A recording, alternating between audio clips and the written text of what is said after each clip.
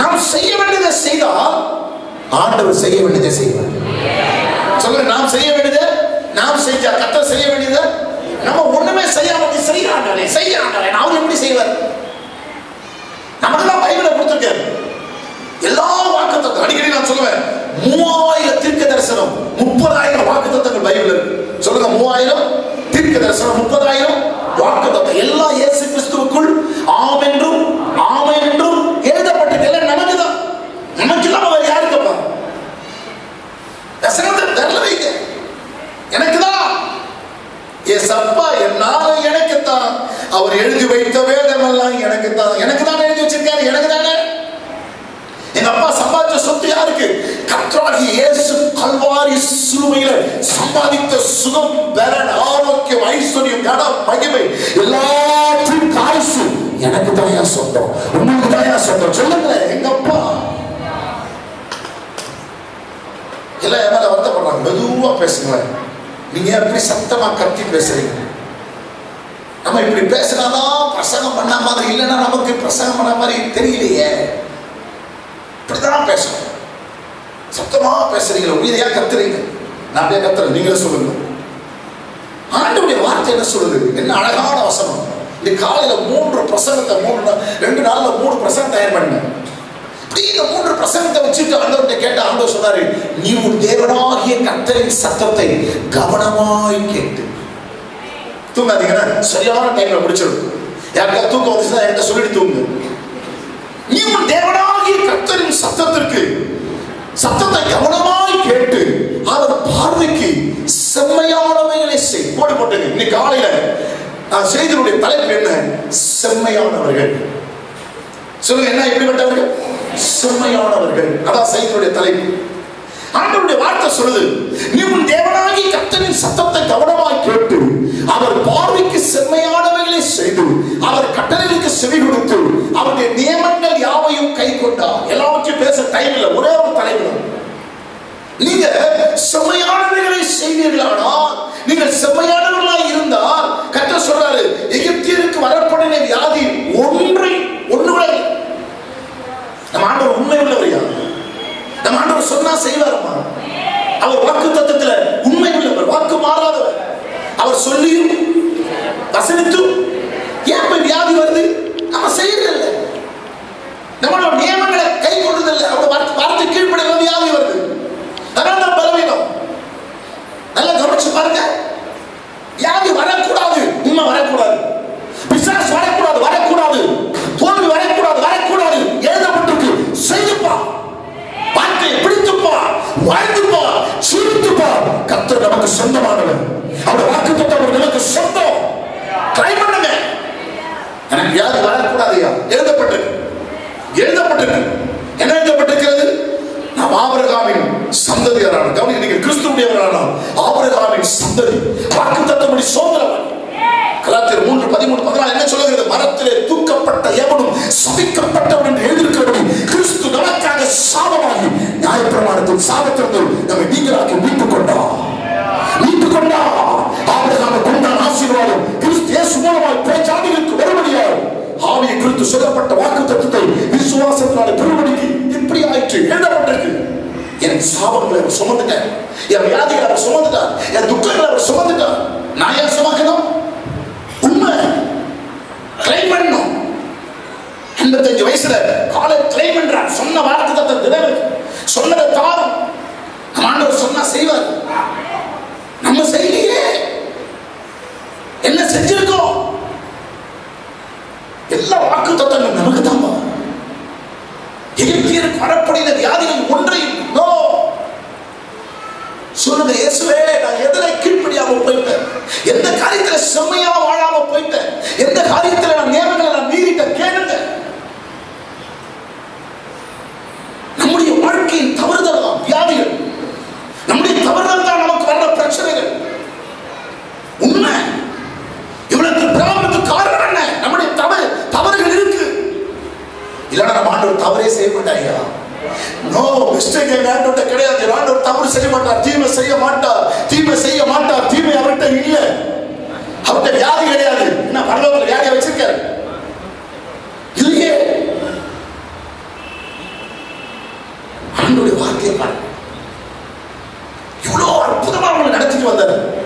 12வது வசனத்தை பாருங்க, நீர் உமது வலது கரத்தை நீட்டினீர், பூமி அவர்களை விழுங்கி விட்டது. விழுங்கி போட்டது யார? பார்வனையும் அவன் சேனைகளே. என்ன அழகான வசனம், நீர் மீட்டுக் கொண்ட இந்த ஜனங்களை உமது கிருபையினால் அழைத்து வந்தீர், உம்முடைய பரிசுத்த வாசஸ்தலத்துக்கு நேராக அவர்களை உமது பலத்தினால் வழிநடத்தி வந்தீர். என்ன அழகா சொல்றார், நீர் மீட்டுக் கொண்ட ஜனங்கள். பொல்லாதவனுடைய கையிலிருந்து, பார்வனுடைய கையிலிருந்து ஆண்டவர் மீட்டுக் கொண்டாரு. பொல்லாத எகிப்தியுடைய கையிலிருந்து மீட்டுக் கொண்டாரு. மிரியாம் பாடுற பாட்டு என்ன? மகிழ்ந்து களிக்கூறு பாடுங்க, மகிழ்ந்து பாடுங்க. பார்வனையும் அவன் சேனையை கர்த்தர் கடலில் மூழ்கி போட்டான். வெற்றியின் பாடல். அப்படி பாடி முடிக்கும் போது கர்த்தர் நிபந்தனை கொடுக்கிறாரு, நீ எல்லாத்தையும் கடந்து வந்து நினைக்காத, பாவத்தை விட்டாச்சு, சாபத்தை விட்டாச்சு, எல்லாத்தையும் வந்து நினைக்காத, உனக்கு ஒரு கட்டளை கொடுக்கிறேன். நீ ஆண்டவர் சொல்றார், உன் தேவனாகிய கர்த்தரின் சத்தத்தை கவனமாய் கேட்டு அவர் பார்வைக்கு செம்மையானவர்களை செய்யும். ஒரு பர்ஃபெக்ட் லைஃப். யார் யாரும் பர்ஃபெக்டா இருக்கிறோம் சொல்லாத, வாழணும் வாழணும், அப்பதான் ஆசீர்வாதம். யார் பெருசா பர்ஃபெக்டா யார் வாழலாம், யார் வாழலாம் இல்லையோ, நீ வாழணும், நான் வாழணும் வேதம் சொல்லுது. நீ எந்த மனுஷனை பார்க்க, அந்த பாரு, இவனை பாரு, அந்த ஊழியக்காரனை பாரு, இவனை பாரு, யாரையும் நான் பார்க்கல, நான் இயேசுவை பார்க்கிறேன். பரிசுத்த பரம அழைப்புக்கு பங்குள்ளவராகிய பரிசுத்த சகோதரரே, இயேசுவை கவனிச்சு பாருங்க. இயேசு வாழ்ந்து காட்டினார் ஐயா, அவர் நடந்து காட்டினார். இயேசுவை பாருங்க. யார் ஃபாலோ பண்ணணும், யார் மாதிரி நமக்கு? இயேசு. இயேசுவை பாருங்க. பிதா இயேசு அவர்கிட்ட கொடுத்த பொறுப்பை செம்மையா பர்ஃபெக்டா முடிச்சார், செஞ்சு முடிச்சார். சிலுவையில சொன்னாரு, எல்லாம் முடிந்தது. அர்த்தம் என்ன? பிதாவாகிய தேவனே, பிதாவே, நீ எனக்கு கொடுத்த வேலையை நான் சிலுவையில முடிச்சிட்டேன், நான் முடிச்சாச்சு. பர்ஃபெக்டா முடிச்சாரு, ஒழுங்குக்கிரமா முடிச்சாரு, ஞானமா முடிச்சாரு. நம்ம அப்படி செம்மையான வேலை செஞ்சாதானே இன்று காலை ஆராதனையில் நான் ரொம்ப நேரம் எடுக்க மாட்டேன், டைம் நான் சரியான டைம் முடிச்சிருவேன். செம்மையானவைகளை நீங்க செய்ய வேண்டும். ஆண்டவரே, எங்களை செம்மையானவரை. நாளைக்கு 143 சங்கீதம் 10வது வசனத்துல தாவீது ஜெபம் என்ன ஜெபம் படிக்க பார்க்கலாம். 143 10 படிக்க, சீக்கிரம் படிங்க. உமக்கு பிரியமானதை செய்ய எனக்கு போதி தரணும். நிறைய தேவன் உங்களுடைய நல்ல ஆவி. சொல்லுங்க, என்னை நல்ல ஆவி. எல்லாம் சொல்லுங்க, என்ன ஆவி? கள்ள ஆவி இல்ல. சொல்லுங்க, என்ன ஆவி? நல்ல ஆவி. ஒரு மனுஷனுக்குள்ள இருந்தா அவன் செம்மையா நடப்பான். ஆவிதான் பிரச்சனை. ஆவி என்ன ஆவி? இட்லி அவிக்கும் போது வர்ற ஆவி இல்ல. என்ன ஆவி? சொல்லுங்க, என்ன ஆவி?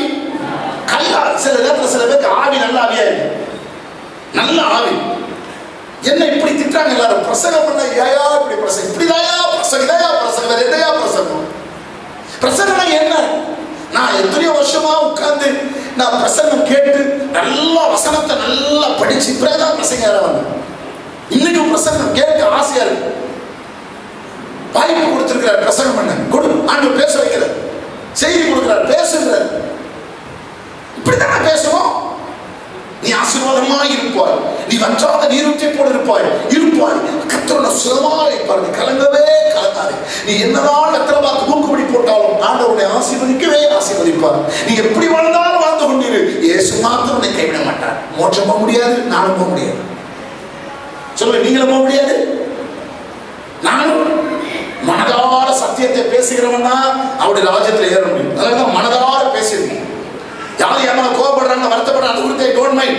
ஆண்டவர் என் இருதயத்தில் இருக்கிற கொடுக்கிற செய்தியை மனதார சத்தியத்தை பேசுங்க. கை வைத்து அல்லேலூயா சொல்ல மாட்டீங்களா? சந்தோஷமா சொல்லுங்க, அல்லேலூயா. நல்ல ஆவி. அப்ப நமக்குள்ளே ஒரு நல்ல ஆவி, இயற்கையாவே நமக்குள்ள ஒரு நல்ல ஆவி, பரிசுத்த ஆவியானவர் ஒன்று. நமக்கு ஒரு ஆவி இருக்கு. 3 ஆவி இருக்கு. ஒன்று சொல்லுங்க, தேவ ஆவி. 2வது மனுஷ ஆவி. 3வது நடுவுல மூஞ்சில் ஆடிட்டு இருக்குது. என்ன ஆவி? மனுஷா. இந்த மனுஷ ஆவி எந்த ஆவிக்கு இடம் கொடுக்குதோ அந்த ஆவியாக மாறும். முடிஞ்சு போச்சு கதை. மனுஷ ஆவி இருக்குது. இந்த ஆவி எந்த ஆவிக்கு இடம் கொடுக்க போறீங்க? இப்ப சங்கீதக்காரர் ஜெபம் பண்றாரு, உங்களுடைய நல்ல ஆவி எனக்குள்ள வந்து என்ன சுமையான வழியில நடத்துவாராக. எந்த ஆவிக்கு இடம் கொடுக்க போறீங்க? யோசித்து பாருங்க. சில பேருக்கு ஆவி எப்ப பார்த்தாலும் கொட்டாய் வருது. பைபிள்ல தெரியும் ஆவி இருக்கிறதா பேச டைம் நம்ம வெளியே போயிடும். சரி, செம்மையான வழியில செம்மையா வாழ்வையா இவ்வளவு ஆசைப்படுறீங்களா? நீங்க ஆசைப்படுறீங்களா? என்னைக்காவது நீங்க உள்ளத்துல உட்காந்து குடும்பமும் உடைப்பிள்ளைன்னு உட்காந்து நம்ம கர்த்தருக்கு பயந்து பர்ஃபெக்டா வாழணும், உண்மையா வாழணும். அவங்கள மாதிரிலாம் வாழப்படணும், உண்மையா வாழணும். பாடு கஷ்டம் தான் ரொம்ப. நான் போன வாரம் கூட சொன்ன போனா துந்தனவா தேவபக்தியாய் நடக்க மனதை இருக்கிற யாரும் துன்பப்படுவார். கஷ்டம்தான். இந்த உலகத்துல இந்த பூமியில நீதியா செம்மையா வாழணும்னா ரொம்ப கஷ்டம், பாடு. ஐயோ பிரச்சனை மேல பிரச்சனை வரும் உண்மை. ஆனா இயேசு அப்படிதான் வாழ்ந்து எல்லா பிரச்சனைகளை சகித்து எல்லா விபரீதங்களை சகித்தவரை பாருங்க. சொல்ல மாட்டீங்களா? யோசித்து பார்த்தீங்களா? பர்ஃபெக்ட்டா வாழ்ந்தவரால தானே இயேசுநாதர் சிலுவையில போட்டானுங்க. இப்படியாவது இல்ல, ஒரே ஒரு வாழ்க்கை இப்படியாவது வாழலாம், செம்மையா வாழலாம். உபாகமத்தின் புஸ்தகம் 6ஆம் அதிகாரம் 19ஆம் வசனத்தை படிங்க. உபாகமத்தின் புஸ்தகம் 6ஆம் அதிகாரம் 19ஆம் வசனம் சீக்கிரமா படிங்க. சொன்னபடி உன் சத்துருக்கெல்லாம் உன் முகத்திற்கு மேல துரத்தி விடுவதற்கும் செய்யப்பா, நீ கர்த்தருடைய பார்வைக்கு செம்மையானதை செய். கர்த்தர் தாம் சொன்னபடி உன் சத்துருக்களை எல்லாம் ஒரு ஆள் விட உன் முகத்திற்கு மேல துரத்தி விடுவோம். என்ன அழகா சொல்றார். கர்த்தர் தாம் சொன்னபடி உன் சத்துருக்களை எல்லாம் உன் முகத்திற்குமாக துரத்தி விடுவதற்கும் நீ கர்த்தருடைய பார்வைக்கு செம்மையும் நன்மையுமானது இருக்கிறது செய்வாயாக. என்ன அழகான வசனம். நீ செம்மையான வேலை செய்தால் எகிப்தியருக்கு வரக்கூடிய வியாதியோடு நான் வரப்பட மாட்டேன். இங்க சொல்றாரு உன் சத்துருக்களை எல்லாம் நான் துரத்துவேன். உபாகமம் 12ஆம் அதிகாரம் 28ஆம் வசனம் படிங்க. உபாகமம் 12ஆம் அதிகாரம் 28ஆம் வசனம் படிங்க சீக்கிரமா.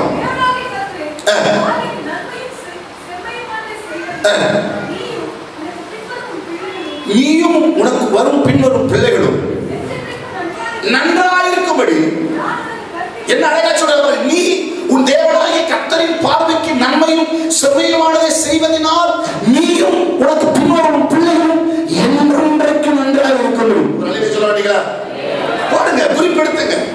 நான் செம்மையா வாழ்ந்தா கர்த்தர் எனக்கு ஒரு வியாதி வர பண்ணார்.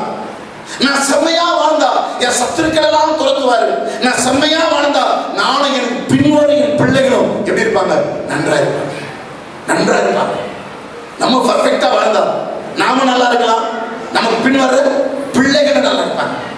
அப்படிதான் சொல்லணும். சரி, அந்த மனுஷன் வாழ்ந்தாயா, என்ன அழகா பரிசுத்தமா வாழ்ந்தான், நீதிமானா வாழ்ந்தான். பிள்ளையார் ஜோமனா, ஆண்டவரே நான் நீதிமான் மறிப்பது போல மறிப்பேனாக, என் முடிவு அப்படிப்பட்டதா நான் ஆசைப்பட்டான். ஆனா முடிவு பரிதாபமா போயிடுச்சு. எல்லாரும் அப்படிதான் ஆசைப்படும், ஆனா வாழ முடியலையே. நீதிமான் மறிப்பது போல ஒரு நல்ல முடிவுப்பான நல்ல மனுஷனா கண்ண முன்னாண்டவரே. நான் கண்ண முன்ன பிறகு என் பெட்டிக்கு முன்னாடி 10 பேர் வந்து சொல்லணும், இந்த மனுஷன் கர்த்தருக்கு பயந்த ஒரு மனிதன், இந்த மனுஷன் தேவ பயம் உள்ள. அப்படி சொன்னா போதைய, வேற ஒண்ணுமே சொல்ல வேணாம். பணம் கொடுத்தா, பொருள் கொடுத்தா, சொத்து கொடுத்தா, வீடு கொடுத்தா, வாரி கொடுத்தா, இதெல்லாம் தேவையில்லை. இந்த மனுஷன் கர்த்தருக்கு பயப்படுற ஒரு மனிதன், தீமையை செய்யாம வாழ்ந்தானே, செம்மையா வாழ்ந்தானே. யோசித்து பாருங்க. 37ஆம் சங்கீதம் 37ஆம் வசனத்தை படிச்சு பாருங்க. என்ன சொல்றாரு வாசி. 37ஆம் சங்கீதம் 37ஆம் வசனத்தை சீக்கிரம் படிங்க, சீக்கிரம் படிங்க. இங்க சொல்றாரு, என்ன சொல்றாரு பாருங்க. நீ உத்தமனை நோக்கி செம்மையானவனை பார்த்து அந்த மனுஷனுடைய முடிவு சொல்ல என்னதானம்? அன்னதானம். அன்னதானமா இருக்கும், கண்ணுதானமா இருக்கும், ரத்ததானமா இருக்கும், ஆனா சமாதானம் இல்லையே.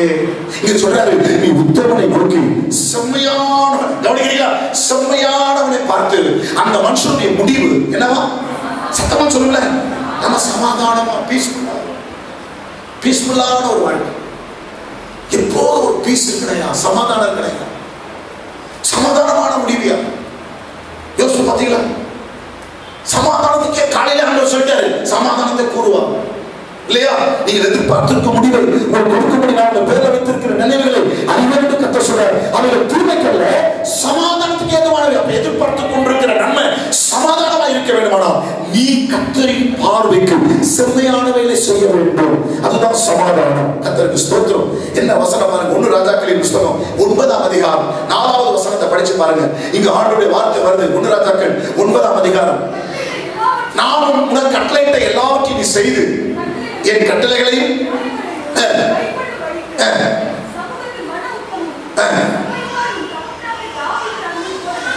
நடப்பையானால் என்ன சிங்காசனத்தை நான் கொடுக்க போறேன்பா. நீ செம்மையா வாழ்ந்து பாரு, பர்ஃபெக்ட்டா வாழ்ந்து பாரு. சொல்லுங்க, கை சுத்தம், வாய் சுத்தம், வழி சுத்தம், எல்லாம் சுத்தமா இருக்கும். செம்மையா, அதான் பர்ஃபெக்ட் லைஃப், கிளீன் லைஃப்.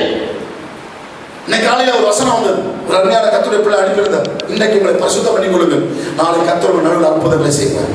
கைவை தலையில சொல்ல மாட்டீங்களா? பரிசுத்தப்படுத்திக் கொள்ளுங்க. ஆண்டவருடைய பார்வையை செம்மையானதை செய்யுங்க. என்ன அழகான வசனம் பாருங்க. 1 ராஜாக்கள் 11ஆம் அதிகாரம் 38ஆம் வசனத்தை படிச்சு பாருங்க. 1 ராஜாக்கள் 11:38 படிங்க. நான் உனக்கு கட்டளையிட்டதை எல்லாம் நீ கேட்டு கை கொண்டு நீ என் வழிகளில் நடந்து என் தாசனாகி நான் செய்து என் கட்டளைகளை கற்பனைகளை கை கொள்ளும்படிக்கு என் பார்வைக்கு செம்மையானதை செய்கிறது உண்டானா நான் உன்னோடு இருந்து நான் தாவீது கட்டினது போல உனக்கும் நிலையான வீட்டை கட்டுவேன். அதான் அர்த்தம். வீட்டை கட்டி இஸ்ரவேலை உனக்கு நான் தருவேன். உனக்கு நான் தருவேன், எல்லாம் தருவேன். நான் உதாரணமா வசனங்களை சொல்ல போறேன். என்ன பாயிண்ட் வரல, எந்த அளவுக்கு நீங்க பாயிண்ட்ஸ் எடுக்கணும் வசனம் எடுத்து ஆண்டு வார்த்தை வருது, ஆசீர்வாதமான வார்த்தை வருது. செம்மையா வாழ்ந்தீங்களா, நீங்க செம்மையானதை செய்வீங்களாடா. ஆண்டவர் சொல்றாரு, உனக்கு ஒரு வீட்டை நான் கட்டுவேன். அந்த வீடு உறுதியான வீடு, அசைக்கப்படாத வீடு. சொல்லுங்க, ஆசீர்வாதமான ஒரு வீடு. எந்த சக்தி, எந்த வியாதி, எந்த பிசாசு, எந்த மந்திரவாதம் ஒரு வீட்டை, குடும்பத்தை, பிள்ளைகளை, ஒரு கணவன் வளர்ந்து பிரிக்க முடியாது, உடைக்க முடியாது. கைவை தலையில சொல்ல மாட்டீங்களா? சங்கார தூதம் வீட்டை அழிக்க முடியாது. ஒரு வீட்டுல மரணம் இல்லை, சொல்லுங்க, மரணம் இல்லை. கைவை தலையில சொல்ல மாட்டீங்களா? செம்மையான கூடாரமும் செழிக்கும். சொல்லித்தேன். என்ன அழகான வசனம் பாருங்க. 14ஆம் அதிகாரம் 8ஆம் வசனம் படிங்க. 1 ராஜாக்கள் 14:8 படிங்க. சீக்கிரம் படிங்க. 1 ராஜாக்கள்.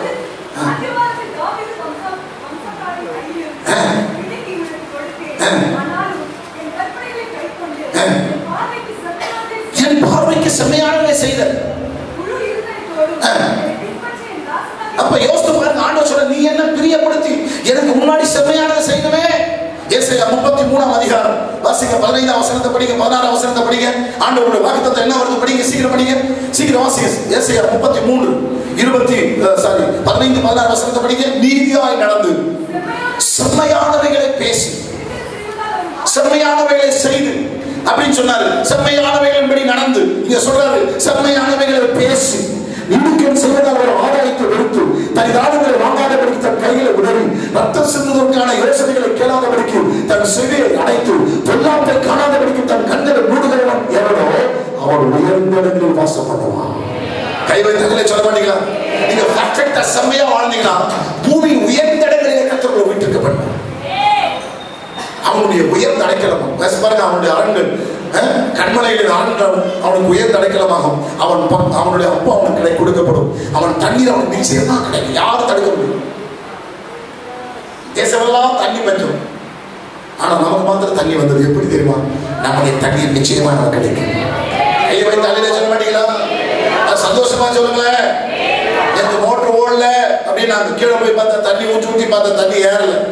என்ன ஆண்டவரே செய்வதுன்னு பார்த்தா அந்த வழி அடைச்சா இன்னொரு வழியை திறந்துட்டாரு. இன்னொரு மோட்டர் போட்டு அது பாட்டு தண்ணி குமுக்கு கீழே ஊத்திட்டு. நான் கீழே மோட்டர் போட்ட மேல தண்ணி ஊத்திட்டு. நம்ம ஆண்டவர் எப்படிப்பட்ட ஆண்டவர்? காற்றையும் காண மாட்டீங்க, மழையும் காண மாட்டீங்க, பள்ளத்தாக்கெல்லாம் ஏன் சொல்றது? அவன் தண்ணீர் அவனுக்கு நிச்சயமாய் கிடைக்கும். உங்களுக்கு வேண்டிய தண்ணீர் உங்களுக்கு ஆண்டவர் கொடுப்பார். உங்கள் அப்பத்தையும் தண்ணீரையும் ஆசீர்வதிப்பார். உங்களுக்கு கொடுக்க வேண்டிய அப்பம் கிடைக்கும், உங்களுக்கு கொடுக்க வேண்டிய தண்ணீர் கிடைக்கும். ஒரு காலம் நீங்க அப்பத்துக்கு அழைத்து திரிவதில்லை, தண்ணீருக்காக அழைத்து திரிவதில்லை. கர்த்தர் உங்களை ஆசீர்வதிப்பார். கை வைத்து அழைத்து சொல்ல மாட்டீங்களா? சந்தோஷமா சொல்லுங்க. அல்லேலூயா. வசனங்களை வாரி கொடுக்கலாம், பேசிட்டே இருக்கலாம். அது போல ஆசையா இருக்கு. இவ்வளவு வசனங்கள் வாசித்து பாருங்க.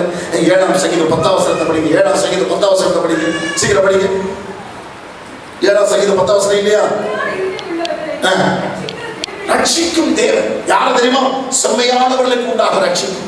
கோடு போட்டு வசனங்களை குறிச்சு கொள்ளுங்க. 11ஆம் சங்கீதம் 7ஆம் வசனத்தை படிங்க. 11ஆம் சங்கீதம் 7ஆம் வசனத்தை படிங்க. என்ன அழகா இருக்கு. கர்த்தர்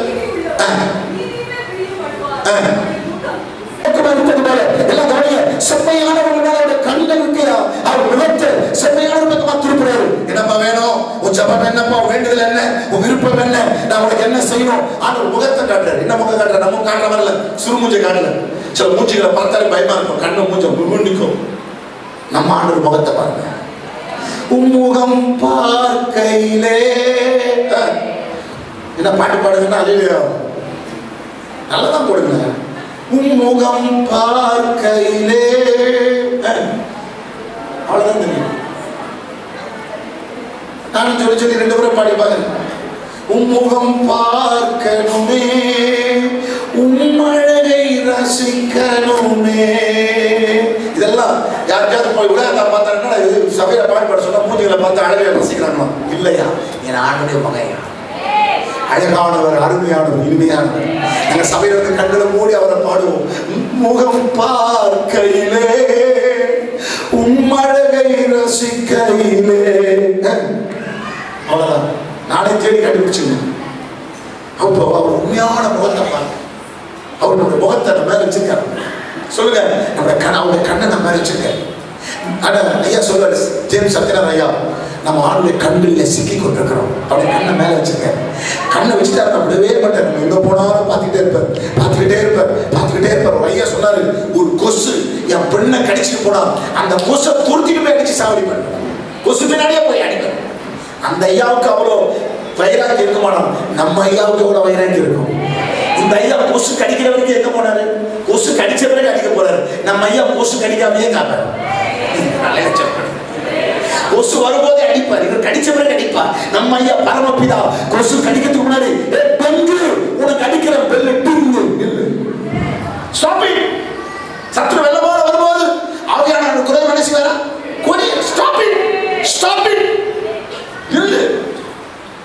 படிச்சு பாருங்க, வசனத்தை படிச்சு பாருங்க. நம்ம செம்மையா வாழணும். அப்பதான் அவங்க முகத்தை நம்ம மேல வைப்பார். ரலிலே சொல்ல மாட்டீங்களா? சோத்திர கையை வைத்து சத்தமா ரலிலே சொல்லுங்க பாப்போம். 36 சங்கீதம் 10 வசனத்தை படிச்சு பாருங்களேன். 36 சங்கீதம் 10 வசனத்தை படிங்க, சீக்கிரமா படிங்க. உம்மை அறிந்தவர்கள் மேல் உமது கிருபை. நம்ம பர்ஃபெக்ட்டா நடந்தா கர்த்தர் நமக்கு நீதி ஒரு நாள் செய்வார். அநீதிகள் நடக்கும். அநீதிக்காக உலகம் இது. அநீதியான மனிதர்கள் தானே, அநீதியான நியாயவாதி தானே, அநீதியான மக்கள் தானே. நம்ம வாழ்ந்து கொண்டிருக்கிற மக்கள் யார் யார் நீதியா இருக்காங்க சொல்லுங்க. பைபிளை தூக்கிட்டு வரான் ஜெபம் பண்றதுன்னு, பைபிளை தூக்கிட்டு வரான் பாட்டு பாடுறதுன்னு, ஆராதனை பண்றான். அநீதியான வேலை பேசுறானே, அநீதியான வேலை செய்யறானே, அநீதியான உலகம். ஆனா ஒண்ணு மாத்திரம் சொல்றேன், 1000 அநீதியான மக்கள் நடுவில் வாழ்ந்தாலும் நீதி செய்கிறவர்கள் இருக்கிறோம். கைகளை தலையில சொல்ல மாட்டீங்களா? நிச்சயமா சொல்றேன், நீதி ஆண்டவருடைய கரத்தில் இருக்கு. அவர் அநியாயம் செய்ய மாட்டார், பரிதானம் கிடையாது. ஆண்டவர் நீதி செஞ்சுட்டாருன்னா ஒருத்தர் நிக்க முடியும். ஐயோ சொல்ல முடியாது.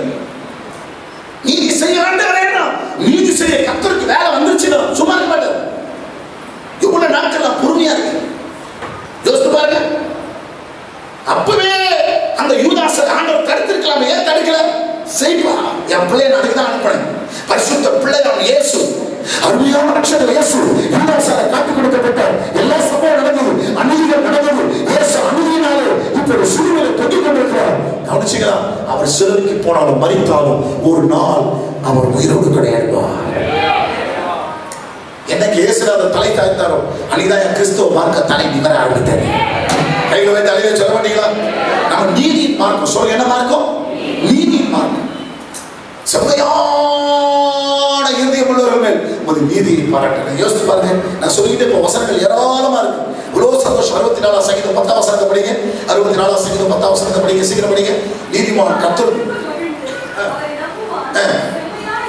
செம்மையான இருதயம் உள்ளவர்கள் யாவரும் அல்லேலூயா தோத்திரம் மேன்மை பாராட்டுவார்கள். கர்த்தர் எவ்வளவு பெரியவர், எவ்வளவு நியாயாதிபதி, எவ்வளவு சந்தோஷம், அது மேன்மை பாராட்டுவார்கள். 94 சங்கீதம் 15 வசனத்தை படிங்க. 94 சங்கீதம் 15 வசனத்தை படிங்க, சீக்கிரம் படிங்க. என்ன அழகா சொல்றாரு பாருங்க, வாசிங்க.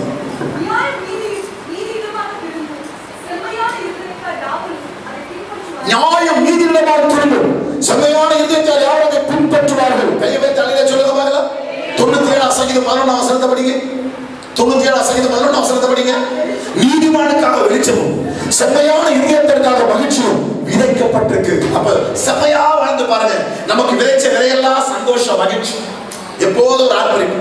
என்ன பாட்டு பாடுனீங்க? சபையில வந்தோம் என்ன பாட்டு பாடுனீங்க? ஆனந்த தோதி ஒலி கேட்கும். நாங்க எங்கயா கேட்டோம்? நாங்க அங்க வண்டி சத்தத்தை கேட்டோம். வீட்டுல நாம தான் கிளம்பணும். எத்தனையோ பேர் இங்க ஆராதனை ஆரம்பிக்கும் போது கோமா ஸ்டேஜில் இருப்பாங்க. சில பேர் பிரயாணத்துல இருப்பாங்க. என்ன பாடல்? 2 பேர் திரும்ப திரும்ப பாடுறாங்க. யாக்கோபு நடுங்கிடுவானோ, யாக்கோபின் தேவன் துணையை பாட்டு. யோசித்து பாருங்க. ஆனந்த துதி ஒலி கேட்கும், ஆடல் பாடல் சப்தம் துணிக்கும், ஆறாவது உண்மையினால் அவர் ஜனம் பெருகும். கையில தலையில சொல்ல மாட்டீங்களா? ஒரு மகிழ்ச்சி, மகிழ்ச்சியோடு பாடுறோம், மகிழ்ச்சியா கர்த்தரை ஆராதிக்கிறோம், மகிழ்ச்சியா வசனத்தை கேட்கிறோம், மகிழ்ச்சியா கொண்டு போகப்படுகிறோம். ஏன் இந்த மகிழ்ச்சி என்றால் செம்மையானவர்களுக்கு ஆண்டவர் விதைத்த விதை, செம்மையானவர்களுக்கு செம்மையான இதயத்திற்காக மகிழ்ச்சி விதைக்கப்பட்டிருக்கிறது. ஆகையால் நாங்கள் விதைச்சதை அறுக்கிறோம். சந்தோஷத்தை விதைச்சிருக்காரு எங்க அப்பா, மகிழ்ச்சி விதைச்சிருக்காரு. நீங்க பர்ஃபெக்டா வாழ்ந்து பாருங்க, ஆண்டவர் நமக்காக மகிழ்ச்சியை விதைக்கிறார். சந்தோஷமா இருக்கு, எப்போதும் ஒரு மன மகிழ்ச்சியா இருக்கு. பார்த்தாலும் ஒரே கவலை, கண்ணீர், போராட்டம் வேண்டாம் வேண்டாமா, நாங்க சந்தோஷமா வாழ்நாண்டே எங்களுக்கு இறக்க செய்தனையா. 112 சங்கீதம் 2 வசனத்தை படிக்க பார்க்கலாம். 112 சங்கீதம் 2 வசனத்தை படிக்க, சீக்கிரம் படிங்க. அவன் சந்ததி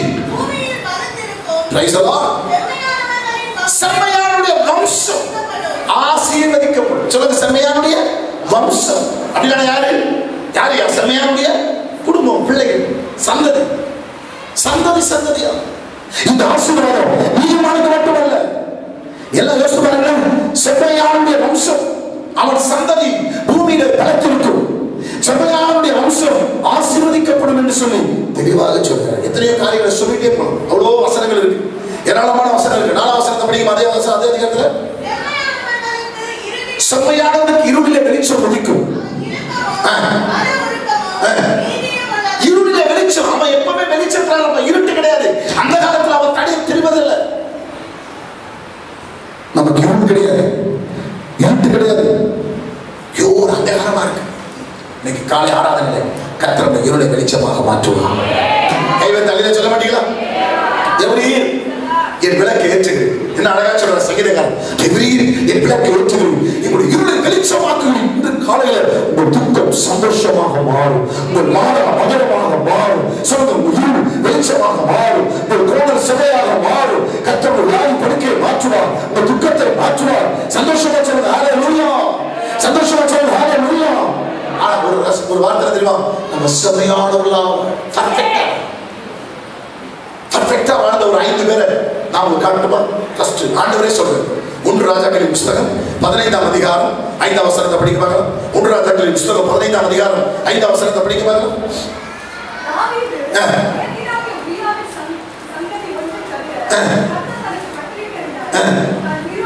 தான் உயிரோடு நாளெல்லாம் ஒன்றையை விட்டு விலகாமல், செம்மையான யார் கர்த்தர் சொல்ற? ஒன்று தவிர, ஒன்று தவிர. அந்த காலத்தில் பாவங்கள் பெருகிவிட்டது, அசுத்தங்கள் பெருகிவிட்டது. இஸ்ரவேலுக்கு ராஜா தாவீது, அவன் செய்த தவறுனால கர்த்தர் அவனை அடிச்சிட்டார், அவன் பிள்ளையை அடிச்சிட்டார், பயங்கரமான அடி. ஆனா தாவீது ஒன்று செஞ்ச 51 சங்கீத வீட்டில் போய் படிச்சு பாருங்க, கதறி கதறி அழுது திரும்பி வந்துடும்.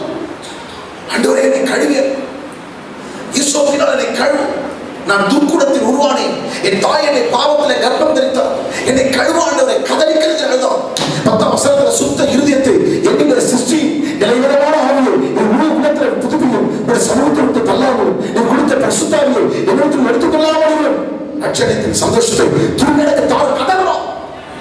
திரும்பி வந்துட்டா தாவீது, திரும்பி வந்துட்டா. விழுந்து போன தாவீதின் கூடாரத்தை ஆண்டவர் புதுப்பித்து பழுதாய் போனவரை சீர்படுத்தி கட்டிவிட்டார். தாவீது கர்த்தர் சொல்றாரு, ஒன்று தவிர கர்த்தர் நான் கட்டளையிட்ட ஒன்றையும் அவன் மண் என்ன செய்யல, தாவி விழா. உயிரோடு நாளெல்லாம் கர்த்தர் தனக்கு கட்டளையிட்டதுல தான் உயிரோடு நாளெல்லாம் ஒன்றையும் விட்டு விலகாம அவர் பார்வைக்கு செம்மையானதை செய்தான். வாழ்நாளெல்லாம் அவன் செஞ்ச 25 பாயிண்ட்ஸ் நான் சொன்ன டைமில் எனக்கு ஆசை. ஒவ்வொரு பரிசுத்தவனுடைய வாழ்க்கையில அவர்கள் வாழ்ந்த ஜீவியத்தை சொல்லி காட்டணும். ஒவ்வொரு அதிகாரத்தை படிக்கணும், ஆதிகாரம புஸ்தகத்திலிருந்து படிக்கணும். ஒவ்வொரு வாரமும் ஒவ்வொரு பரிசுத்தவனுடைய வாழ்க்கை சரித்திரத்தை படிக்கணும். எப்படி வாழ்ந்தாங்க, எப்படி வாழ்ந்தாங்க, அவங்களுடைய வாழ்க்கையுடைய அவங்க லைஃப் ஸ்டைல் என்ன, எப்படி வாழ்ந்தாங்க, எப்படி வாழணும், அப்பதான் நம்ம கற்றுக்கொள்ள முடியும். பைபிள் படிச்சா தானே, பரிசுத்தவனுடைய வாழ்க்கையை பார்த்தா தானே. ஆதாம் ஆண்டவர் சிருஷ்டிக்கும் போது எப்படி சிருஷ்டித்தார்? செம்மையா சிருஷ்டித்தார். நம்ம ஆண்டவர் உண்டாக்கும் போது எப்படி உண்டாக்கினார்? சொல்லுங்க, எப்படி உண்டாக்கினார்? செம்மையா. பிரசங்கியின் புஸ்தகம் 7ஆம் அதிகாரம் 9ஆம் வசனத்தை நீங்க படிச்சு பாருங்க.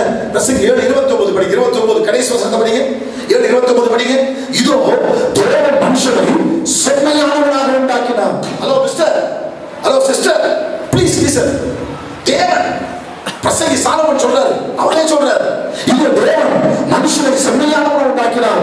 அவர்கள் அநேக உபயோகங்களை தேடிக்கொண்டார்கள். இதை மாத்திரம் நான் கண்டேன். பர்ஃபெக்டா உண்டாக்கினார். அப்போ தேவனால் சிருஷ்டிக்கப்பட்ட எல்லா மக்களும் ஆண்டவர் பர்ஃபெக்டா, நம்மளோட ஆண்டவர் செம்மையா உண்டாக்கிறார். நம்ம நல்ல தெய்வீகமா பிறந்தவர்கள். Hello sir, perfect. தேவன் செய்ததெல்லாம் பாருங்க, அவர் சிருஷ்டித்ததெல்லாம் பாருங்க, அவர் கரெக்டா செஞ்சார். அதே காலத்துல நேர்த்தியா செய்வார். நம்ம ஆண்டவர் ரொம்ப பர்ஃபெக்ட் டைம். ஒரு டைம்ல அவர் கடிகாரம் வச்சிருக்கார். பரலோக கடிகாரம் ஒன்று இருக்குது, ரைட் டைம்.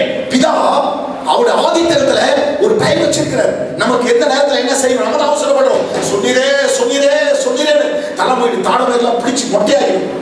ஆனா அவர் டைம் வச்சிருக்கார். ஏற்ற காலத்தில் தேவன் உங்களை உயர்த்து படிக்க அவர் பலத்தை கேட்கும். ஏற்ற டைம் ஒன்று வச்சிருக்கார். ஒவ்வொருக்கும் குறித்த நேரம் இருக்கு. குறித்த நேரம் பாட்டு பாடல, குறித்திடும் வேலை உயர்த்திடுவார், கர்த்தரின் கரத்தில் அடங்கிடுவோம். குறித்திடும் வேலை, போ அடங்கு. உன்னை நான் வெளியே கொண்டு வர நேரம் இருக்கு. உன்னை நான் உயர்த்த வேண்டிய நேரம் இருக்கு. உன்னை மேன்மைப்படுத்த வேண்டிய நேரம் இருக்கு. உனக்கு ஒரு குறிக்கப்பட்ட நேரம் இருக்கு.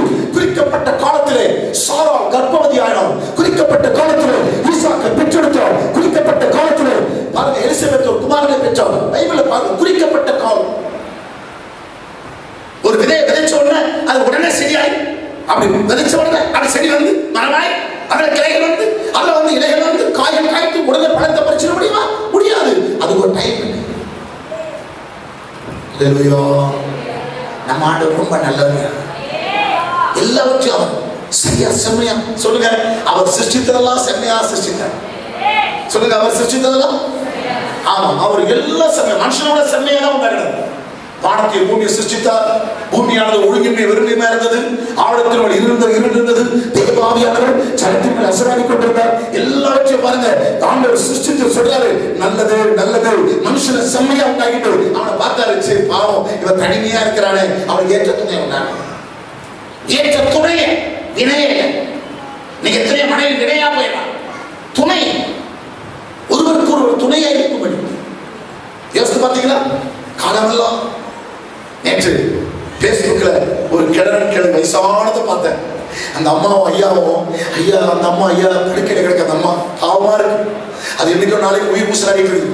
அது கொஞ்சம் நினைவு இருக்கு. அது கையெடுத்து ஐயா தலையை போட்டு தேய்க்குது. ஒரு கையை பிடிச்சி தழுவுறாரு. அவன் நினைச்சிருப்பாங்க, 16 வயசுல நம்ம கையை பிடிச்சேன், 16 வயசுல கையை பிடிச்சேன். அப்பா அவருக்கு 20 வயசு கூட இருந்திருக்காரு இல்லையா? அந்த காலத்துல சீக்கிரமா கையை பிடிச்சிருவாங்க. இப்ப அப்பா அம்மா அப்படிங்கிறது முன்னாடி இவங்களே பிடிச்சிக்கிறாங்க. அந்த காலம் வேறங்க. அந்த காலத்துல அப்பா அம்மா போய் பெண் பார்த்து, நான் நாகரிகமாக பார்த்து, கௌரவமா பார்த்து, ஜெபம் பண்ணி, எப்படி அழகா பாருங்க, ஆபிரகாம் ஜெபம் பண்ணி அனுப்புறான். யார்கிட்ட? எலியேசர்கிட்ட போய் பார்த்துட்டா, பைசா என்ன பர்ஃபெக்ட் ஹோலி லைஃப், செம்மையான வாழ்க்கை.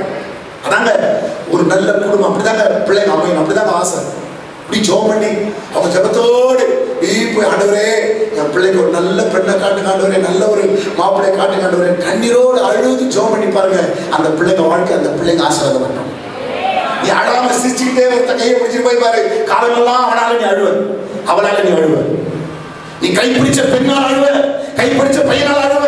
ஆனா தாய் தகப்பன் கண்ணீரோடு பிள்ளைகளுக்காக ஜெபம் பண்ணி அவங்களுக்கு வாழ்க்கை துணையை காட்டுமான்னு சொல்லி வாழ்க்கை துணை அமைச்சு தந்தவனா அந்த வாழ்க்கை ஆசீர்வாதம். அந்த காலத்துல அப்படிதான், அந்த காலத்துல அப்படிதான் ஜெபம் பண்ணி போய் பாரு. எவ்வளவு பர்ஃபெக்ட் சொல்லிட்டே போலாம். டைம் இல்லை, கடிகாரம் ஓடிக்கிட்டே கிடக்கு. எல்லாம் ஆண்டவர் செம்மையா ஏற்ற துணை, ஒருவருக்கு ஒருவர் துணை. அந்த காலத்து மக்களை பாருங்க, ஐயா அம்மாவுடைய உறவை பார்த்தீங்களா? இன்னும் பாசமா இருக்கும். ஐயா ரொம்ப கோபமா பேசுற மாதிரி இருக்கும், ஆனா உள்ள அன்பு. அவர் அன்புள்ள மனிதர். ஆனா எதையும் பேசலாம். என்ன எப்படி அது என்ன சிந்தாச்சு வேலைக்காரி சர்வெண்ட் வச்சிருக்கேன், என்னத்துக்கு இந்த குழம்பு இன்னொரு குழம்பு வைக்க கூடாது, அப்படி ஆசைப்படுது. அப்படிதான் கேட்பேன். அவர் உரிமையா கேட்பேன். யாரும் வந்தாங்கன்னா சாப்பிடாம அனுப்ப மாட்டார். அம்மா கிட்ட கேட்க மாட்டார், என்னமா இருக்குது சாப்பிடுங்க, அதான் அம்மா போவாங்க. எந்த ஒரு புருஷன் யாராவது வந்தாங்கன்னா உட்காருங்க சாப்பிடுங்கன்னு சொன்னீங்கன்னா உள்ள என்ன இருக்குன்னு தெரியாது. ஒரு சட்டி கொண்டு வச்சா உள்ள வைக்க என்னமா இருக்கு இருக்கா? நானும் வந்து அதாவது சாப்பிட்டீங்களான்னு கேட்பேன். அவ்வளவுதான், சாப்பிடுங்கன்னு சொல்றதுல அவங்க தான். ஏன்னா அவங்க தான் இதுதான் தெரியும். நான் சாப்பிடுங்க, நான் சாப்பிட்டு உட்கார்ந்தேன்னா எனக்கு தெரிஞ்ச நான் என்ன பண்ணேன். அதனால அமைதியை தோத்திரம் பண்ணிட்டு சாப்பிட்டீங்களா தோத்திரம். தண்ணி எப்பவுமே இருக்கும், டீ காஃபி இருக்கும், அப்படி கொடுத்து அப்புறம் சாப்பாடு கொடுக்கணும். அந்த கொஞ்ச நேரத்துக்குள்ள பேச வேண்டிய அவசியம் இல்லை. கடற்கடன்னு அவங்க சின்ன வயதுல இருந்து உபசரணை பண்ணி பழக்க அப்பா அம்மா கிட்ட ட்ரைன் எடுத்தவங்க. வர ஊழியக்காரர்கள் அப்படிதான் சொல்லுவாங்க, நல்லா சமைக்காங்க, நல்லா உபசரிக்காங்க, அப்படி ஊழியக்காரர்கள் பிளஸ் பண்ணிட்டு போவாங்க. அது எனக்கு ஒரு பெரிய ஆசீர்வாதம். ஆனால் நான் இன்னும் கேட்க வேண்டிய கவனிக்க வேண்டிய அவசியம் கிடையாது. யார் வந்தாலும் சரி அவங்களை கவனிக்க வேண்டிய பொறுப்பு அவங்ககிட்ட இருக்கு, அவங்க கவனிச்சிருவாங்க. இப்படி ரெண்டு பேருக்குள்ள அந்த ஐக்கியத்தை பாருங்க, ஐயா அம்மாவும் இப்படி அந்த முதிர்ந்த அந்த பசுத்தவானுடைய ஐக்கியத்தை பாருங்க, செம்மையான பர்ஃபெக்ட். அப்படி அந்த பெரியவங்க ரெண்டு பேரையும் பார்த்தியா, கண்ணில் தண்ணி வந்துச்சு. நான் அன்பா நம்ம நினைச்சிருக்கோம், இன்னும் ஒரு சில மாதத்துல நான் பிரிய போறேன் என் புருஷனை விட்டு. இவ்வளோ அன்புள்ள கணவன், அவர் கையை பிடிச்சி அழுது உட்காந்துருக்கோம். யோசித்து பாருங்க, அன்பு பர்ஃபெக்ட் வாழ்க்கை. ஆபிரகாம் சாராளி பாருங்க, என்ன அழகா அன்பு தெரியுமா. அந்த அம்மா ஐயாவை பார்த்து, ஆண்டவனே நம்மளே நிறைய இருக்கா, நல்லா அடிக்கிற புருஷனா இருந்தா, நல்லா பணம் வெயிட்டா வரான்னு வச்சுக்க, நல்லா சும்மா அழகா ஸ்டைலா வரான்னா, ஏங்க அத்தா அத்தா நல்ல பணம் வைத்து நல்ல ட்ரெஸ் பண்ண, இந்த ரெஸ்பெக்ட் இந்த காலத்து பெண்களுக்கு பணம் பொருள் சொத்து இருந்தா போதும், மதிப்பு உண்மை இல்லை. திட்டப்பட்டு தவறையா அதை கடை போயிடலாம், போய் பார்த்து யோசித்து பார்த்துக்க. வெளிநாட்டுக்காரன் நான் இருக்கிற வீட்டுல டாகு, அது கழுத்துல ஒரு பேக போட்டு, மாலை போட்டுல பேக வச்சு, அது என்னென்ன வாங்கணும்னு சொல்லி பிள்ளை அதை வச்சு காசு கொடுத்துறப்ப நாய் ஓடுது, கொண்டு போய் சூப்பர் மார்க்கெட் நிக்குது. அந்த சூப்பர் மார்க்கெட் ஒருத்தர் ஓடல, நம்ம ஊர்ல எல்லாம் ஓடிடுவாங்க. ஒரு நாய் உள்ள வந்தா ஓடுவோம். ஆனா அவங்க மாதிரி நின்றுட்டு நான் எடுத்து கொடுக்குது, பிள்ளை அவங்க போட்டு கொடுக்குறோம், அதை எடுத்து நேரம் வீட்டில் வந்து கொடுக்குது. வெளிநாட்டுல நாய் ஒன்று வாங்கி கொடுக்குது, உள்நாட்டில் நம்மளாக வைக்கிறாங்க. போய் வாங்கி கொடுக்குற பிள்ளை நல்ல கடன் மதிப்பு இருந்தா கிட்ட என்ன ரெஸ்பெக்ட். அன்னைக்கு ஒரு நாள் பைக்ல வந்துட்டேன், ஒரு அம்மா மேல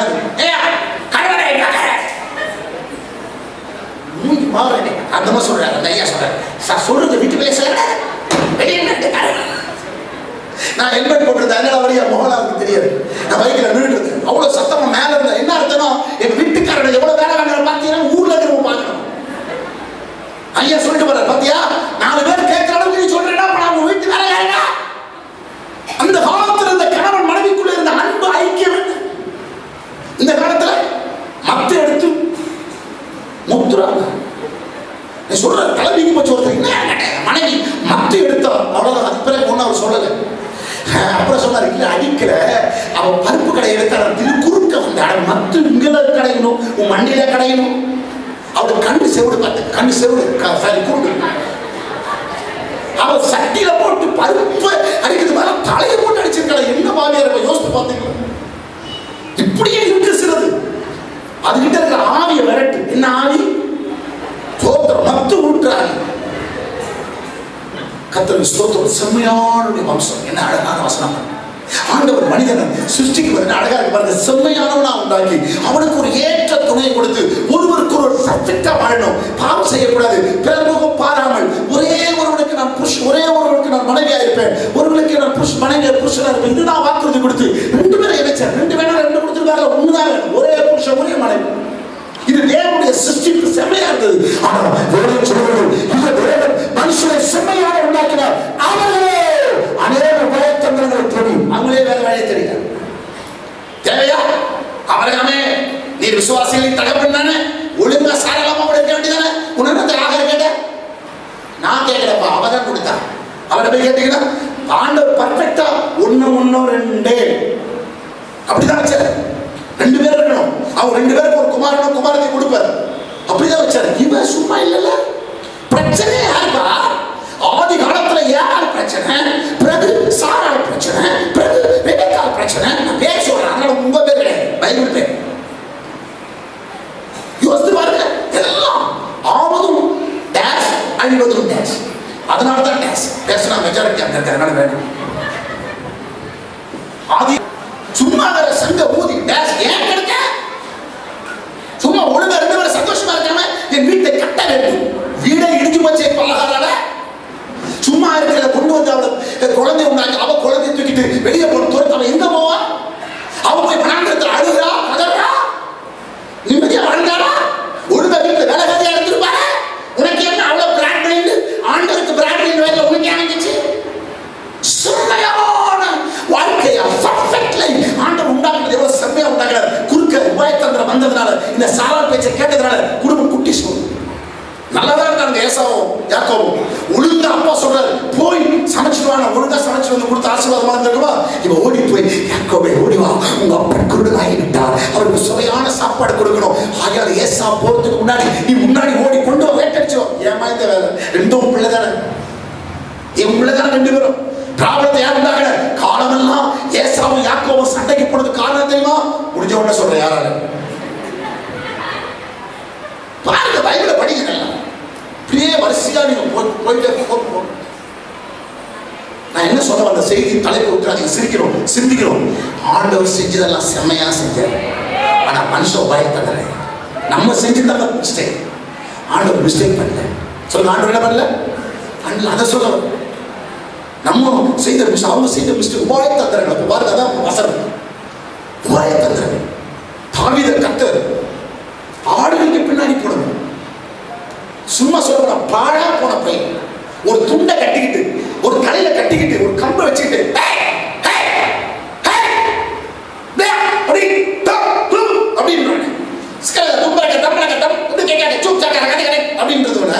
பிடிச்சிட்டு வந்து இஸ்ரவேலுக்கு ராஜாவை உட்கார வச்சா, இவன் தனக்கு வந்த வசதி வாய்ப்புகளை வச்சிருக்கு தப்பு பண்ணிக்காங்க. பண்ணால இந்த காலத்துல யுத்தம் செய்ய போகாம வீட்டோட நட வேலை, முப்பதைகளை நட வேலை, உன் கண்ணை பரலோகத்தையோட நேரம் நோக்காம மக்கள் படுற பிரச்சனையை பாரு, சூழ்நிலையை பாரு, கண்ணீர் உபவாசித்து ஜெபம் பண்ணு. அதை விட்டுப்பட்டு ஏண்டாடி தவறான காரியத்தை பண்ண உன்னை செம்மையா உண்டாக்கி நான் உன்னை ராஜரிகமான ஆசனத்தில் உட்கார வச்சேன். நீ அங்க போய் உட்கார்ந்துக்கிட்டு உனக்கு உபாயத்தந்திரத்தை தெரிந்து கொண்டதுனால தாவீதுடைய கற்பத்தை அடிச்சிட்டேன், ஒரு குழந்தை அடிச்சிட்டேன். அப்பதான் ஆண்டவர் செஞ்சதெல்லாம் கரெக்ட், நம்ம செஞ்சுதான் தவறு. ஆண்டவர் சொல்லிட்டாரு, அந்த ஒரு அடியில அவன் எழுந்தா பாருங்க, சாகர வரைக்கும். சொல்லு என்னது? என்ன வசனம் சொல்லு, படிக்க கொண்டு வாங்க. 1:15 கொண்டு வாங்க, சீக்கிரம் கொண்டு வாங்க. நினைச்சிட்ட பாருங்க, நினைச்சிட்ட தேவன் செம்மையா இருந்தாங்க, எல்லாம் பர்ஃபெக்டா செஞ்சதெல்லாம் ஒன்னோட குறைவு. தாவீது ஏத்தியனாகிய உரியாவின் சன்னதி ஒன்று தவிர கர்த்தர் தன கட்டளையிட்டதிலே தான் உயிரோடு நடந்தான், ஒன்றையும் விட்டு விடாமல். எல்லாரும் சொல்லுங்க, அவர் பார்வைக்கு செம்மையானதை செய்து வந்தான். அதிகாலையில எழுந்திருப்பான், சொல்லுங்க, அதிகாலையில இருந்து பாடுவான், வசனம் இருக்கு. ஆராதனை செஞ்சான், நல்ல ஜெபம் பண்ணான், நல்ல ஊழியம் செஞ்சான். தேவனுடைய ஆலயத்தை கட்டுவதற்கு பொண்ணு, வெள்ளி, வெண்கலம் எல்லாவற்றையும் சந்தரித்தான், எல்லாவற்றையும் கொடுத்தான், உதாரணமாய் கொடுத்தான், தியாகம் பண்ணான், ஊழியக்காரர்களை நேசித்தான், எல்லாம் செஞ்சான். தன் காலத்துல தேவ சித்தம் செய்தான். தாவீதுடைய வாழ்க்கை பர்ஃபெக்ட். வாஸ்தவம் அப்போஸ்தலர் 13:38 படிங்க. அப்போஸ்தலர் என்ன சொல்றாரு? அப்போஸ்தலர் இது 13ஆம் அதிகாரம் 36 படிங்க. தாவீது தன் காலத்துல தேவனுடைய சித்தத்தின்படி அவர் ஊழியம் செய்த பின்பு நித்திரை அடைந்து தன் பிதாக்களை சேர்க்கப்பட்ட அழிவை கண்டார். தாவீது தன் காலத்துல, கொடுக்கப்பட்ட காலத்துல, சிஸ்டர், கொடுக்கப்பட்ட காலத்துல நீங்க என்ன செஞ்சு கொண்டிருக்கீங்க? தேவ சித்தம் செய்றீங்களா? சொல்லுங்க. ஆண்டவர் கொடுத்த டைமை வேஸ்ட் பண்ணாத. தம்பி, தங்கச்சி, don't waste your time. Time போச்சுனா திரும்பி வராது. உங்க வாழ்க்கையோட நேரம் ஓடக்கூடாது. பர்ஃபெக்ட். எல்லாம் அதாவது காலத்துல நீங்க நேர்த்தியா செய்யணும். தன் காலத்துல தேவனுடைய சித்தத்தின்படி அவருக்கு ஊழியம் செய்யப்பட்டது. அப்ப ஏன்னா தாவீது ஆண்டவர் கொடுத்த காலகட்டத்தில் ஒன்று தவிர பர்ஃபெக்டான வாழ்ந்தான். கர்த்தருக்கு ஸ்தோத்திரம். ஆண்டவர் தாவீதை ஆசீர்வதிச்சார். தலைவர் சொல்ல முடியல, என் கிருபையும் என்னென்றைக்கும் நான் உனக்காக காப்பேன். கடைசி வரைக்கும் கிருபையை காத்தார். 89ஆம் சங்கீதம் 20ஆம் வசனத்தை படிக்க பாருங்க. சீக்கிரம் படிங்க, சீக்கிரம் படிக்க, நம்ம ஜெபம் பண்ணலாம். சீக்கிரம் படிங்க. 89ஆம் சங்கீதம் 20ஆம் வசனத்தை படிங்க. என் தாசனாகிய தாவீதை கண்டுபிடித்தது,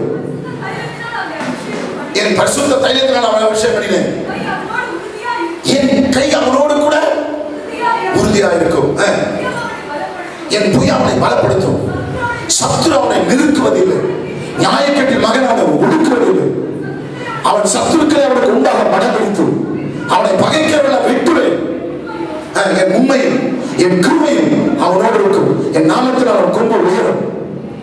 வாசிங்க. அவன் கையை சமுத்திரத்தில் மேல், அவன் வலதுகரத்தை ஆறுகள் மேல் ஆளுபடி வைப்பேன். 29ஆம் வசனம் படிங்க. 29. அவன் சந்ததி என்றென்றைக்கு நிலைத்திருக்கும், அவன் வானங்கள் மட்டும் நிலைத்திருக்கும் செய்வேன். என்ன அவசரம்? 33 அவசரம் படிங்க, 33 அவசரம் படிங்க. ஆனாலும் என் கிருபை அவரை விட்டு விலக்காமல். கையை வைத்து அலையில சொல்ல மாட்டீங்களா? சத்தமா சொல்லுங்களேன். 34 படிங்களேன். என் உடன்படிக்கை மீறாமல் என் உடலில் விழுந்தது நாற்றாமல் ஒரு விஷயம் தாவீது பரிசுத்தர், ஒரு விஷயம் பரிசுத்தர் பேர் ஆணையிட்டு தாவீதுக்கு நான் போய் சொன்னேன். சரி, அவன் பர்ஃபெக்ட்டா வாழ்ந்ததுனால கவனிங்க, கவனிங்க. ஆண்டவர் சொல்றார், ஒரு விஷயம் பரிசுத்தத்தின் பேர் ஆணையிட்டு நான் தாவீதுக்கு போய் சொல்ல மாட்டேன். தாவீதுக்கு கிருபையை காப்பேன். அவன் சந்ததி என்றென்றைக்கும் மாறிக்கும். யோசித்து பாருங்க, நீங்க பர்ஃபெக்ட்டா வாழ்ந்தீங்கன்னா உன் சந்ததி என்றென்றைக்கும் சந்ததி நிற்கையா, உன் பேர் கொடி கட்டி பிறக்கும். Perfect life. இரண்டாவது 1 ராஜாக்களின் புத்தகம் 15ஆம் அதிகாரம். இரண்டாவது ஒரு மனுஷனை பார்க்கலாமா? கர்த்தரால் சாட்சி பெற்றவர். 1 ராஜாக்கள் 15ஆம் அதிகாரம் 11ஆம் வசனத்தை வாசிங்க, சீக்கிரம் வாசிங்க. 1 ராஜாக்கள் 15. ஆசா தன் தகப்பனாகிய தாவீதை போல கர்த்தரின் பார்வைக்கு செம்மையானதை செய்தான். என்ன அழகான வசனம். 2 ராஜாக்களின் புத்தகம், 2 நாளாகமத்தின் புத்தகம் 14ஆம் அதிகாரம், 2 நாளாகமம் 14ஆம் அதிகாரம் 3ஆம் வசனத்தை படிக்க பார்க்கலாம். என்ன செம்மை?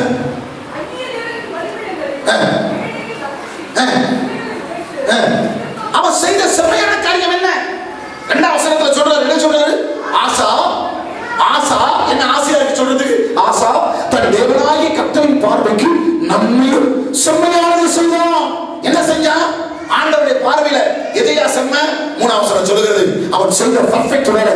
அந்நிய தேவர்களின் பலிபீடங்களையும் மேடைகளையும் அகற்றி சிலைகளை உடைத்து விக்கிரக தோப்புகளை வெட்டி என்ன செய்தானா? 4ஆவது வசனம், தங்கள் பிதாக்களின் தேவனாகிய கர்த்தரை தேடவும் நியாயப்பிரமாணத்தின்படி கற்பனையின்படி செய்யவும் யூதாவுக்கு கற்பித்து. அவன் செஞ்ச காரியத்தை பார்த்தீங்கன்னா 3 காரியம் செஞ்சான். 1, தேவ வைராக்கியம் கொண்டான். 2வது, தேவனுடைய விரோதிகளை வெட்டினான். 3வது, தேவனுடைய ஜனங்களை திருப்பினான். சொல்லுங்க, தேவ வைராக்கியம். தேவ வைராக்கியம். அவன் செம்மையா செஞ்சது காரியம் என்ன? மேடைகளை அகற்றினான், விக்கிரக தோப்புகளை வெட்டினான். அது அர்த்தம் என்ன? தேவ வைராக்கியம். அதாங்க செம்மை. அவன் கர்த்தரின் பார்வைக்கு நன்மையும் செம்மையுமானதை செய்தான். ஆண்டவருக்கு எது நன்மை? அவருக்கு விரோதியை வெட்டு. தேவ வைராக்கியம். தேவனுடைய விரோதிகளை வெட்டுறான், விக்கிரக தோப்புகளை வெட்டினான். வெட்டி தள்ளு, விடாத. அந்த காலத்துல அவன் பயப்படல. ஆண்டவருக்காக வைராக்கியம் கொடுத்தான். எதெல்லாம் வெட்டணும் கொண்டு வா. 3ஆம் வசனத்தை கொண்டு வா. என்ன வார்த்தை பாருங்க.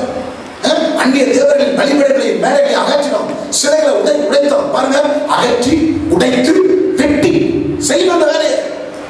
இன்னும் கொஞ்சம் காலத்துல வரப்போது நான் செய்ய போறோம். தேசத்தில் இருக்கிற விக்கிரக தோப்புகளை வெட்ட போறோம். இந்த காலம் ஒழிய போது. அல்லையா சொல்ல மாட்டீங்களா? விக்கிரக தோப்புகளை வெட்டும்படி கர்த்தருக்கு அதிகாரம் கொடுக்க போறோம். ஆமென், ஆமென். இந்தியா இயேசுவுக்குதா, இயேசுவுக்குதா இந்தியா. தேவத்தை அங்கே சொல்ல மாட்டீங்களா? இந்திய நாடு இயேசுவின் நாடு. இந்துஸ்தான் கிறிஸ்துஸ்தான். ஐயவை தலையில சொல்ல மாட்டீங்களா? கர்த்தர் மாற்ற தலைகீழ மாற்ற காரியம் மாறுதலாம் முடியும். பயப்படாது. என்னையா அவன் பிடிச்சிருக்கானே, ஆட்சி பிடிச்சிருக்கானே, இவன் பிடிச்சிருக்கானே, அவன் பிடிச்சிருக்கானே, இப்படி போராட்டமா இருக்க. எல்லாம் கொஞ்ச நாள் தான். அல்லேலூயா. எல்லாம் மாறும், தலைகீழ மாறும். கையை வைத்து ஆமென் சொல்ல மாட்டீங்களா? அப்ப பாருங்க, தேவ வைராக்கியமான தேவனுடைய விரோதிகளை வெட்டுகிறவனாக ஜனங்களை எல்லாம் தேவனை தேடுங்க, தேவனை தேடுங்க. ஐயா, எல்லாம் கர்த்தரை தேடவும். என்ன அழகான வசனம் பாருங்க. தேவனை தேடும்படி அவர் கர்த்தருடைய பிரமாணங்களை ஜனங்களுக்கு போதிக்கிறான். தேவனை தேடி வாங்க, தேவனை பாடுங்க, தேவனை ஆராதனை செய்யுங்க, தேவனுடைய வசனத்தை கேளுங்க, தேவனுடைய வார்த்தையை நடங்க, தேவனுக்காக வாழுங்க, தேவனுக்கு ஜனங்களை தூக்குறான். இது ஆண்டவருக்கு ரொம்ப பிரிவு. அவன் செம்மையானதை செய்கிறான். கர்த்தருக்கு ஸ்தோத்திரம் உண்டாவதாக. அவனுக்காக ஆண்டவர் என்ன செய்ய தெரியுமா? அவனுக்காக ஆண்டவர் என்ன செய்ய தெரியுமா? வாசிங்க, 12ஆம் வசனத்தை படிங்க. 12ஆம் வசனம் படிங்க. அவன் செம்மையா வாழ்ந்ததால் என்ன செய்தாரு? படிங்க. அந்த எத்தியோப்பியர், அப்பொழுது கர்த்தர் அந்த எத்தியோப்பியர் ஆசாவுக்கும் யூதாவுக்கும் உண்டாக முன்னெடுத்துக்கொண்டார். எத்தியோப்பியர் ஓடி போனாங்க. கைகளை தலையில சொல்ல மாட்டீங்களா?